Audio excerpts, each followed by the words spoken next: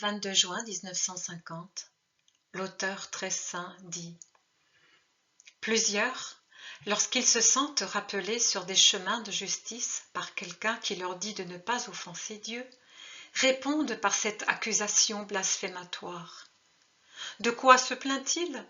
C'est lui qui nous a fait ainsi. Il aurait pu nous créer invulnérables aux assauts du mal, ou au moins interdire au mal de nous attaquer. Il aurait pu nous faire tous bons et tous saints. Alors que, où est-elle l'équitable mesure de sa bonté et de sa providence pour tous? Un tel est riche, un tel autre est pauvre et miséreux. Celui-ci est en bonne santé, celui-là est toujours malade. L'un est aimé de sa parenté, de son épouse, de ses enfants, de ses amis, et l'autre est un incompris, un exploité, un trahi, un mal-aimé par tous ceux qui l'entourent. L'un est toujours vainqueur, l'autre jamais, même s'il aurait toutes les raisons de l'être. Comment peut-on prétendre qu'une personne qui est victime de la société, de la malchance, de la famille ou de la maladie ne devienne pas rebelle en voyant que beaucoup d'autres ne sont ni victimes ni perdants, mais vainqueurs et gagnants? Celui qui a été créé avec un tempérament bouillonnant de colère ou de luxure n'a-t-il pas le droit de dire « Pourquoi m'as-tu donc créé ainsi ?» C'est lui, Dieu, qui veut que les choses soient faites ainsi. Il est inutile de vouloir s'opposer à sa volonté, ni pour le bien, ni pour le mal. C'est lui qui veut qu'il en soit ainsi. Non, ce n'est pas lui.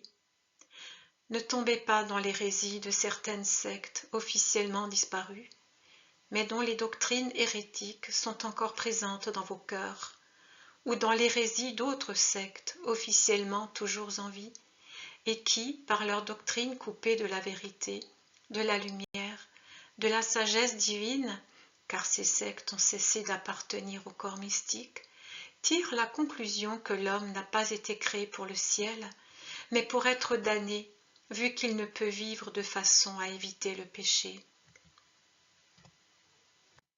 Non, il n'en est pas ainsi. Si quelqu'un vous parle ainsi, ne le croyez pas. N'acceptez pas cette pensée si Satan l'insinue dans votre esprit. Ce serait un désaveu, une méconnaissance, un désespoir. Vous désavoueriez Dieu, renieriez sa nature, sa paternité, tous ses attributs. Vous tomberiez dans le péché du désespoir, le désespoir du salut, et comme des feuilles mortes, vous vous laisseriez porter loin du vrai terme, le ciel. Ces routes obscures et bourbeuses vous conduiraient dans l'abîme, où tombent inévitablement ceux qui ne croient pas, n'espèrent pas, n'aiment plus le bon Dieu, ne comptent plus sur ses promesses certaines, ni sur sa loi. Imitez le Christ. Personne n'a été plus éprouvé que lui.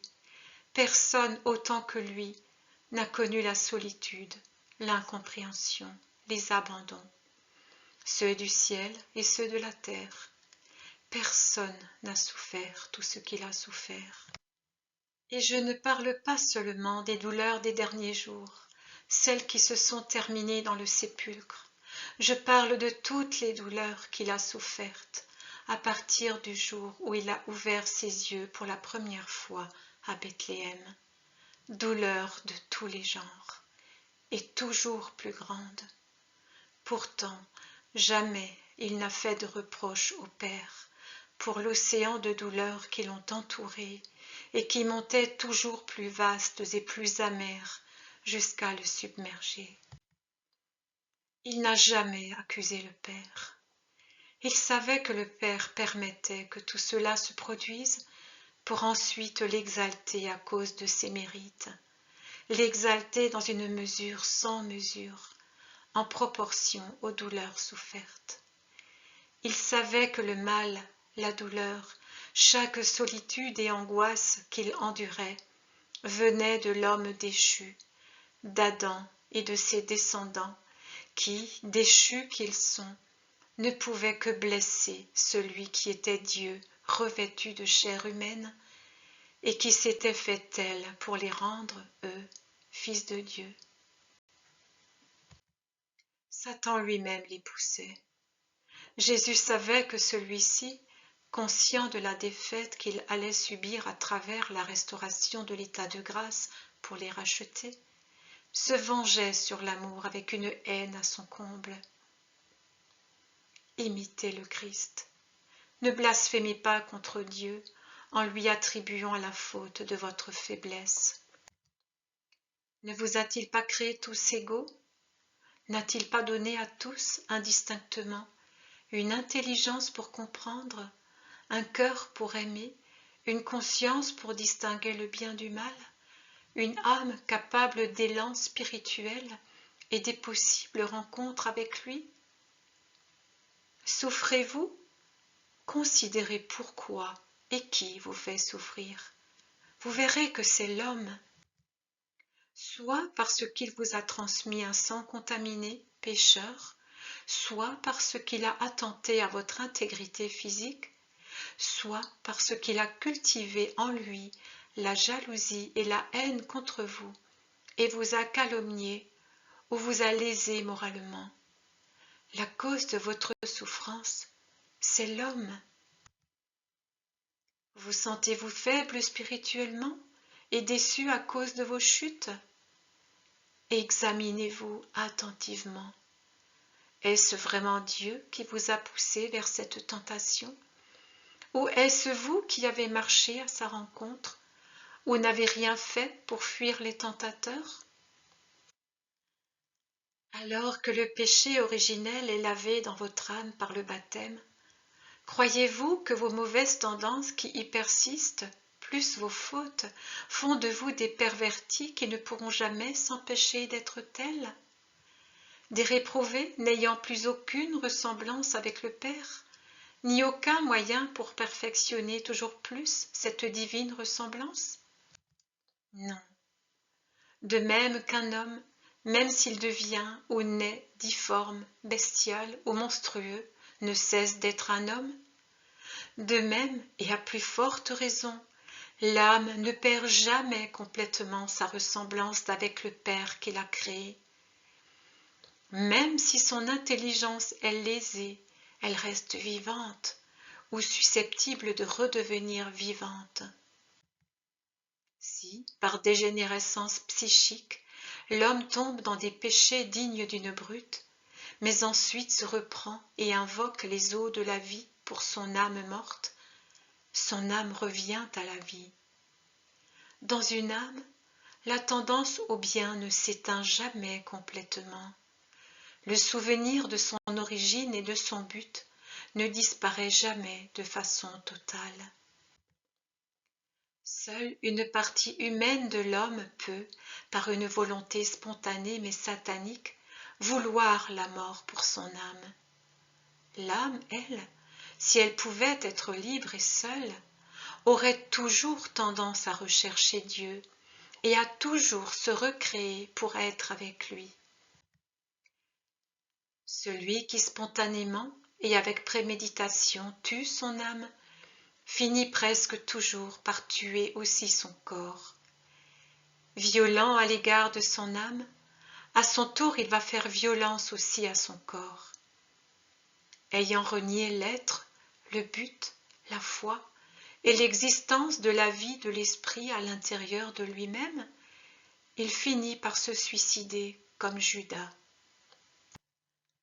Celui qui, sans préméditation, tue son âme avec le péché mortel et ensuite veut retourner à la vie, regrette ce qu'il a fait et se confie à la miséricorde divine, comme Dismas, le bon larron. Non seulement il redonne la vie à son esprit, mais à cause de l'humiliation que lui a procurée la chute, il diminue en orgueil et grandit en humilité. De cette façon, sa faute, ses propres tendances pécheresses, en le tenant dans l'humilité, servent à le faire avancer vers la perfection, laquelle ne peut jamais se trouver là où il y a orgueil. En même temps, le fait d'expérimenter l'amour de Dieu qui pardonne aux pécheurs repentants, le pousse vers un amour plus ardent pour Dieu, l'objectif à atteindre. Assez souvent, et Paul en est un exemple. Dieu tire ses vases d'élection à partir des plus grandes misères, à partir de vases d'argile qui par surcroît peuvent être remplis de fange, de haine et de luxure. Dieu est comme un potier, c'est le potier divin. À partir de la même matière, il fait des vases, tous les vases. Il se sert de la même matière, de la même manière aussi. Il met dedans les mêmes choses. Il assigne à tous la même mission et le même objectif. Sa pensée sait lesquels parmi ces vases resteront fidèles à leur but et à leur mission, et lesquels ne le resteront pas. Mais ce n'est pas lui qui en décide. C'est la matière qui décide si elle veut rester fidèle ou non. Et la patience divine supporte tout. Elle sait attendre. De ces hommes, vases d'élection ou de perdition, vases de charité ou de haine, de vérité ou de mensonge, de chasteté ou de luxure, elle fait autant d'instruments pour éprouver d'autres hommes dans leur volonté de salut ou de ruine, de cupidité ou d'amour, à la pauvreté spirituelle qui s'exprime par le détachement de tout ce qui n'est pas Dieu, de rébellion ou de mansuétude, d'insoumission ou de soumission résignée, d'injustice ou de justice, de dureté ou de miséricorde, de la triple concupiscence ou de la triple pureté, de colère ou de douces larmes de douleur, de persécution contre les frères ou de fidélité même dans les persécutions.